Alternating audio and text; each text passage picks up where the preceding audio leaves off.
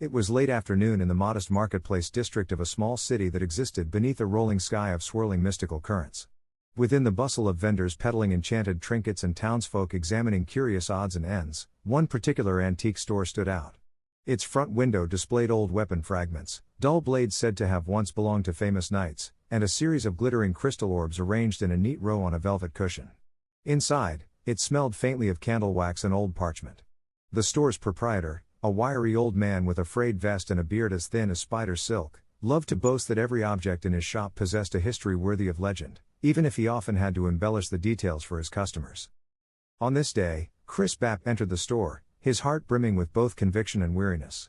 He had come here after another long morning spreading what he believed was the true word of God, a God that Chris insisted existed outside and beyond all crystal ball universes. Most everyone he spoke to considered his views nothing short of bizarre. After all, most people knew of dozens, even hundreds, of gods, each verifiably powerful and very much present in the world. To claim that there was only one true God beyond the crystal ball cosmos sounded as absurd as saying that the sky was made of parchment. Yet Chris persevered, treading from town to town, healing the sick with his life force magic and countering what he believed to be demonic corruption wherever he found it. He stepped inside and felt an immediate sense of discomfort. The shop's numerous crystal orbs and carved idols of questionable deities gave him an unsettling vibe. These things felt like distractions from the one true God.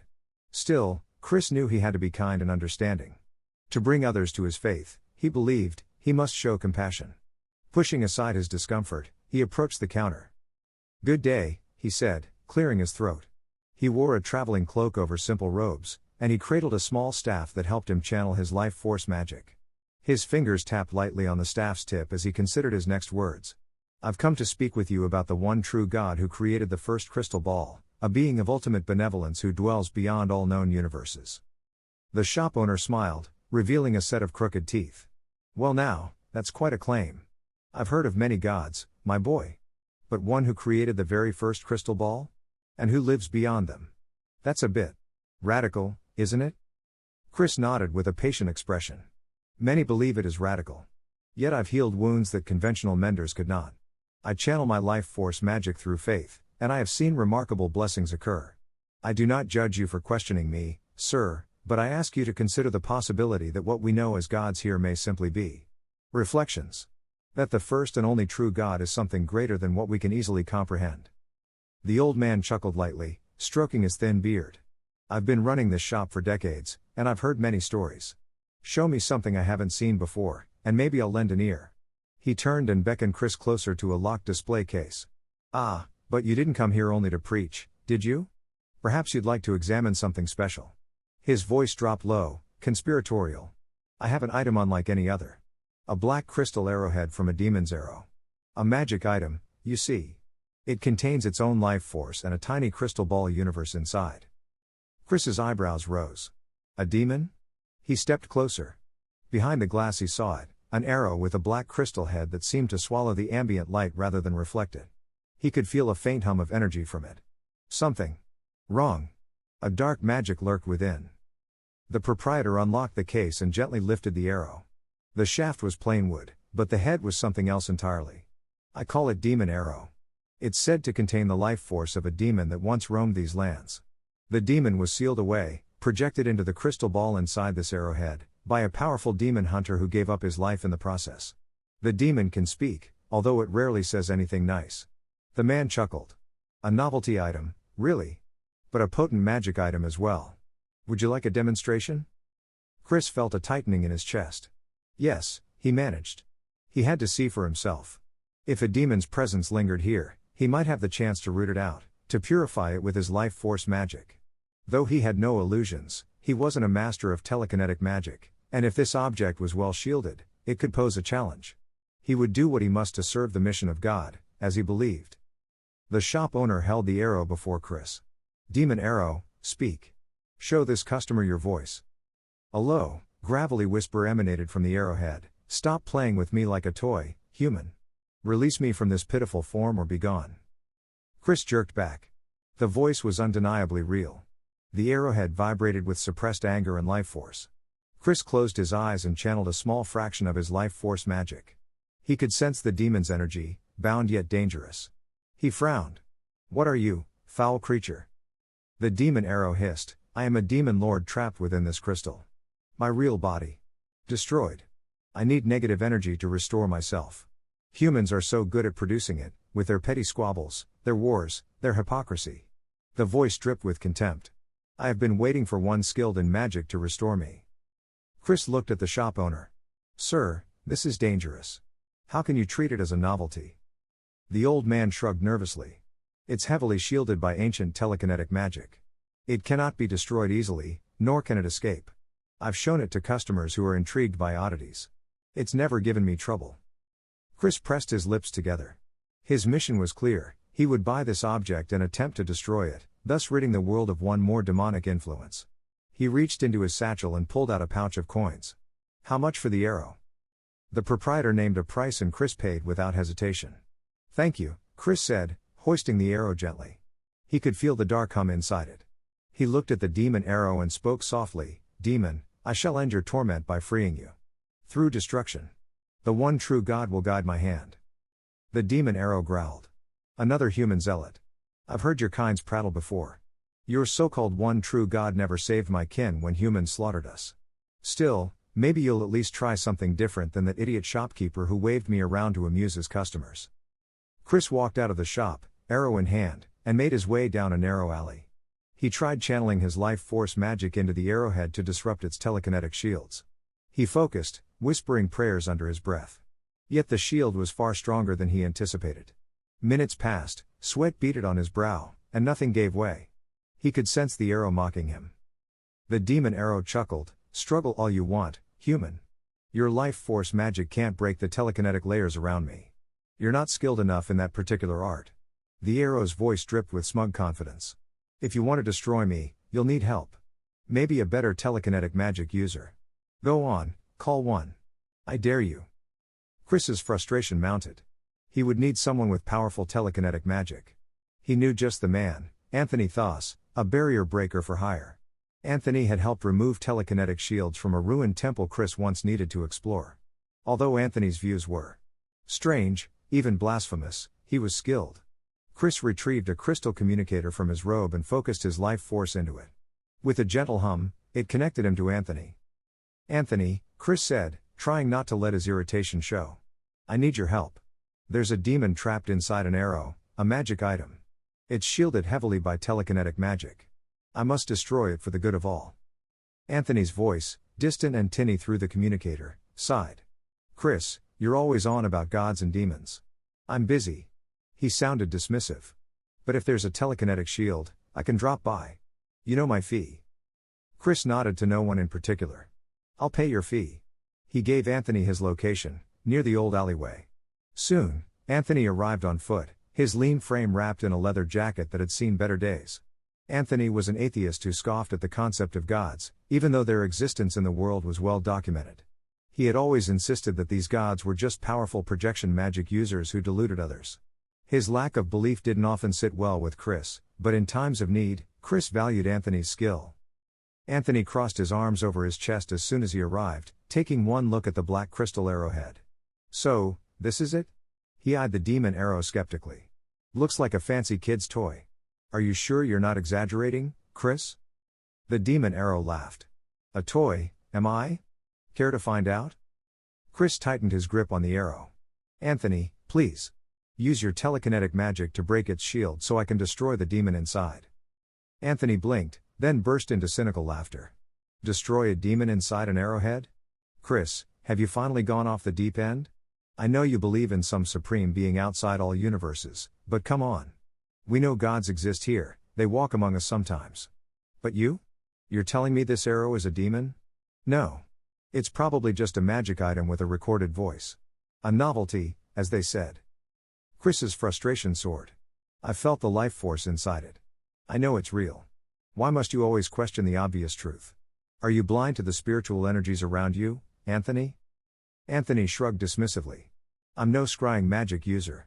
I don't see universes inside crystal balls. I rely on facts. You want me to break a shield? Sure, but I won't lower my standards. I won't participate in this ridiculous scenario unless I get something out of it. Double my usual fee.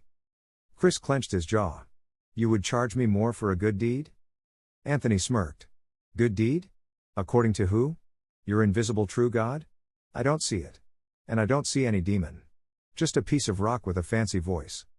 The demon arrow's voice rumbled softly, relishing the tension. Yes, human, argue. Let your frustrations feed me. Its whisper was low, almost inaudible, but both could sense a strange heaviness in the air. Chris shook his head, raising his voice. The demon is real. My mission is guided by the true God who exists beyond all crystal balls. I have healed people, miraculously. Does that mean nothing to you? Anthony scoffed. Your healing is just life force magic. It's a known phenomenon. Nothing divine about it. As for your one true God, I think it's just your imagination. People project gods into these worlds all the time with projection magic. There's no reason to believe in some ultimate creator out there. Chris felt anger rising in his chest. You dare blaspheme against the ultimate creator? You dare call his existence a lie? Anthony rolled his eyes. I dare, because I see nothing to prove otherwise. I am an atheist in a world full of so-called gods who are really just powerful beings like anyone else. If they were truly gods, why would they fear each other? Why would they be limited by magical rules? It's all nonsense. As their voices rose, the alley's energy began to crackle. This negative energy, frustration, anger, disbelief, swirled invisibly in the air. The demon arrow's head began to glow subtly, a dim purple light shining deep within its black crystal. Chris's anger fueled his life force inadvertently, and Anthony's skepticism created a tension that was as thick as stone. The demon arrow whispered delightedly, yes. Yes. Give me more. Chris refused to pay Anthony extra. Anthony refused to help for free. They circled each other verbally, hurling their worldviews back and forth. Chris accused Anthony of being blind to spiritual truth. Anthony mocked Chris for believing in a deity he had never seen. The alley's walls hummed as if they were resonating with the clashing ideologies. Enough, Chris shouted, and he raised his staff. If you won't help me, I'll find another way. I'll call forth life force reinforcement. He began to channel his life force magic into himself. Holy life force amplification, he cried out in a grand, almost operatic tone. His body glowed with a soft golden aura. He tried one last time to break the shield with brute force, channeling his faith into a telekinetic push. He was not adept at telekinetic magic, but life force magic could boost his telekinetic prowess indirectly. Yet the shield resisted him still. Anthony, frustrated by the spectacle and feeling insulted, decided to show off his own skill. He spread his arms wide. If you want telekinetic force, you need a professional. Behold. He clenched his fists and concentrated. Barrier breaker, overload pulse. A ripple of telekinetic energy erupted from his body, shimmering in the dim alley. He focused it toward the arrow, but even his initial attempt, done half-heartedly, didn't budge the demon's shield.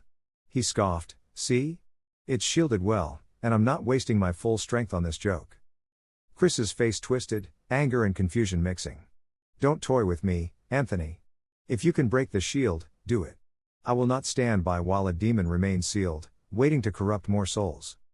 Anthony laughed bitterly. Even if I break it, then what? You destroy the demon that may not even be real? Why not just leave it be? You've said yourself demons are vile. If it's trapped, good. Let it stay that way. Chris's voice rose, desperation leaking in. I must rid the world of its influence. I feel its presence. You just don't understand. Their argument intensified, each man shouting over the other's beliefs. The demon arrow, feeding on this storm of negativity, began to glow brighter. Inside its tiny crystal ball universe, negative life force was accumulating, fueling the demon's core. The telekinetic shields that once contained it were now beginning to warp as the demon manipulated the intangible energies inside itself. Its laughter became audible to both men now, throaty and deep. Yes. Yes, this is what I needed, the demon purred. Your hatred and confusion. Your pointless debate. Delicious. Neither Chris nor Anthony noticed at first. They were too busy hurling accusations, the tension thickening. Chris's faith and Anthony's skepticism clashed like swords. Yet suddenly, Anthony caught a glimpse of the arrowhead's changing aura. He paused mid-sentence. Chris, noticing Anthony's shift in attention, also turned to look at the arrow. What's happening? Chris asked, his voice uncertain for the first time. The arrow's surface was no longer just black, it shimmered with purple cracks of energy, like veins of dark lightning. The wooden shaft trembled as if infused with new life. Anthony's eyes widened. This can't be just a toy. He backed up a step. The air around them grew chilly as the demon began to manifest its form outside of the crystal. The shields that once held it cracked audibly. Chris tightened his grip on his staff. Demon! I command you to cease. He attempted to channel life force magic again, forming a ball of white gold energy in his free hand. Life force purification, he yelled, hurling a shimmering globe of healing energy at the arrow. The energy splashed harmlessly off the telekinetic shield, doing nothing. Instead, the shield collapsed inward, shattering like glass and releasing a spray of purple sparks. The arrowhead began to stretch and contort, the crystal becoming malleable like molten glass. With a flash of violet light, the demon's true form erupted from the arrow, a towering humanoid demon nearly 8 feet tall, with curling black horns and deep crimson skin etched with runic scars. Its muscles rippled with life force energy, and its eyes glowed an unsettling purple. It unfurled tattered black wings that spanned the width of the alley. The broken remains of the arrow and its crystal ball core hovered inside its chest, a glowing gem embedded in its sternum. Anthony stumbled back, heart pounding. What is that? He stammered, disbelief washing over him. This can't be real. I must be hallucinating. Chris stared, equal parts horrified and validated. The demon was real. He hadn't been wrong. The demon was as tangible as any other living creature, and now it stood before them, free from its prison. Demon, Chris cried, mustering his courage. You will face the wrath of the true God. I shall smite you in his name. The demon sneered, fanning its wings. So you finally unleashed me. Excellent. I'm done listening to your childish squabbles. It took a step forward, and the cobblestone beneath its clawed feet cracked. Your negative energy nourished me. Now I have strength again, though not at my full power. Yet. But I don't need full power to swat you aside. Anthony, shaken to the core, clenched his fists. His skepticism had no room here. Before him was a being of undeniable might. He summoned his telekinetic magic, arms trembling. I'll expose you, he said, voice faltering. You're just some illusion, a trick. He launched a telekinetic blast. Psycho Crusher Wave. A twisting funnel of violet force shot forward, slamming into the demon's midsection. The demon staggered slightly, hissing. A real reaction, not an illusion. The demon laughed, recovering quickly. Impressive force, human. But no illusion bleeds like I do. Purple ichor oozed slightly where Anthony's blast had struck. The demon raised its arm and clenched a fist, channeling dark life force. You were useful to me. Perhaps I should thank you by letting you live. For now. It flicked its wrist, sending a wave of telekinetic shards, condensed negative energy, at the two men. Dark rift shard storm. Chris dove behind a stack of old crates, splinters flying as the shards tore through wood. He prayed silently, summoning his life force magic. If he could only heal himself and possibly injure the demon. He focused inward, holy life force surge. His body glowed as he tried to boost his internal reserves. He felt his life force points rising, from the average 100 points a normal being possessed toward something greater. He could feel the strain in his muscles, the shock of sudden life force increase, but he endured. With a cry of faith, he leapt over the now ruined crates. Anthony hovered a foot off the ground by channeling telekinesis through his legs, avoiding more of the shards. This is madness, he shouted. He had never believed in demons, and now faced with one, his whole worldview wobbled. There were indeed beings of immense power. Maybe the so-called gods were real too, or at least more than simple illusions. He had no choice but to fight. The demon roared, drawing back its hands. Let's see how you handle this. It stomped forward, swinging a clawed arm. Negative life force cannon. It gathered a mass of swirling purple and black energy between its palms and fired a beam that crackled like distant thunder. The beam tore through the alley, blowing out windows and setting the air aflame with sparks of corrupted life force.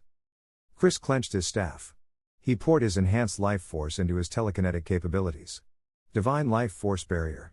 A shimmering golden shield formed in front of him. The demon's beam crashed into it, sending shockwaves rattling Chris's bones. He cried out, barely holding the barrier together. Life force energy drained rapidly from him. He couldn't keep it up for long. Anthony decided to assist.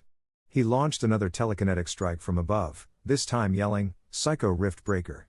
He slammed both hands downward, creating a pressurized column of force that knocked the demon's beam off course. The demon snarled, forced to redirect its attack. In that moment, Chris released his barrier, gasping for breath. His life force had dipped below normal levels from the strain, and he felt dizzy. He'd need to heal himself again, or this fight would end badly. The demon crouched low, eyeing both men. You are persistent insects. Fine. I'll leave for now.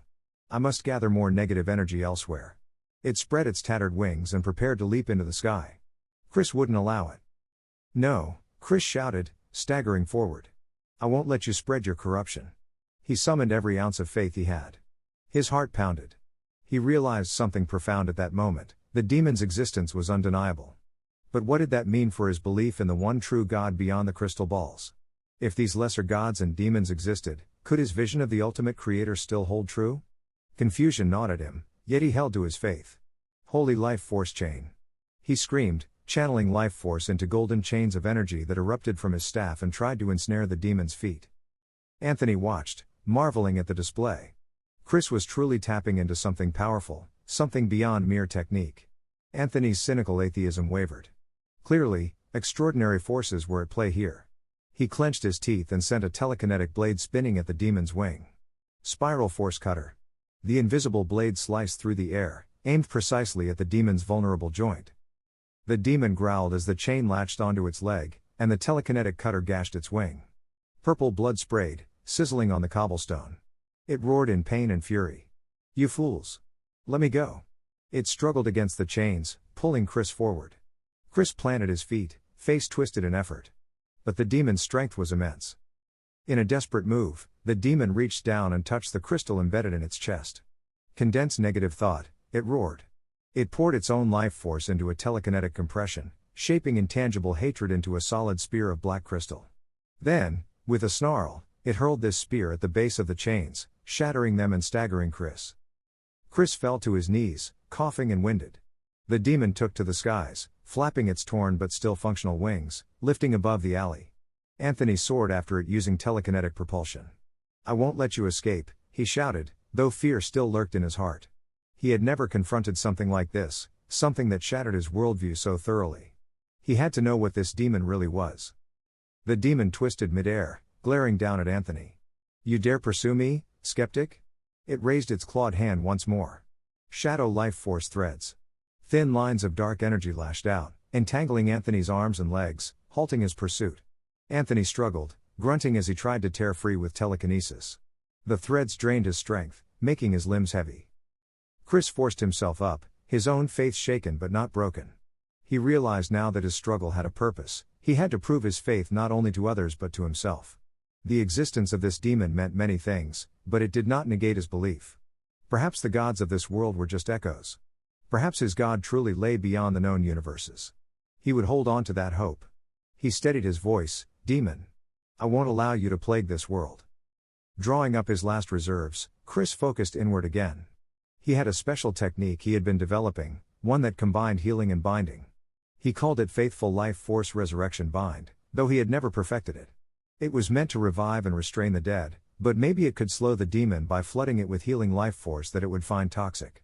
He raised his staff, chanting softly, and white gold streams of energy spiraled toward the demon's legs, seeping into its flesh like mist. The demon screamed, feeling the bizarre sensation of healing life force twisting inside its corrupted form. What is this? It trembled, losing altitude. Anthony seized the moment to break free of the shadow threads. Telekinetic dispersal, he roared, shattering the tendrils into dust. As the demon descended awkwardly back toward the alley floor, Anthony landed, his heart racing. Chris approached the demon with labored steps. The healing life force Chris channeled didn't harm the demon physically. It wasn't a lethal attack, but it unsettled its internal energies, making it feel nauseous and sluggish. The demon lashed out desperately. You've all but ruined my escape, the demon hissed, staggering. I'll remember this. It flared its wings again, this time conjuring a vortex of compressed negative thoughts to blind them. Nightmare spiral, it shouted, unleashing a swirling column of dark mist and shrieking faces, illusions formed from negative energy. Chris cried out, stepping back, as these phantom faces clawed at his psyche. Anthony, rattled but determined, formed a dome of telekinetic force around himself. He couldn't see clearly through the spiral of nightmares. By the time the whirlwind dissipated, the demon was gone, vanished into the distant skyline. A tense silence followed. Chris leaned against a broken crate, breathing heavily. Anthony stood with arms crossed, face pale. Both were shaken to their core. The demon arrow was real, the demon was real, and it had regained its body because of their argument. Their clash of beliefs had fueled it. Chris lowered his head, thinking deeply.